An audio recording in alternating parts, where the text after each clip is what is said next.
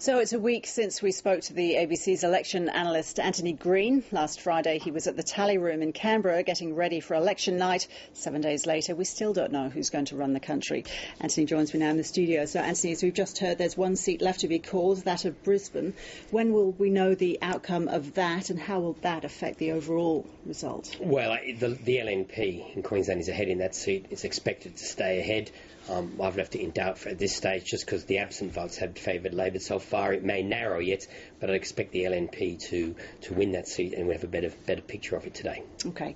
Now, Family First Senator Steve Fielding there saying he's thinking of blocking any Labor government legislation in the upper house. How could that threat influence the final outcome of this election? Well, that would only apply in the Senate. The Senate can't have another election before July next year, and Senator Fielding, in fact, may lose his seat at this election.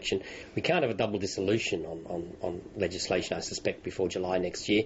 So if Senator Fielding's making this threat and the opposition back him, the only thing that can come out of it is a House of Representatives election, and that Senator Fielding, who's taken this action, who may have lost his seat, wouldn't be forced to the polls under the same circumstances. So I would be surprised if the coalition backed this sort of, particularly with supply bills, to create a constitutional crisis, which is what you'd get if you block supply.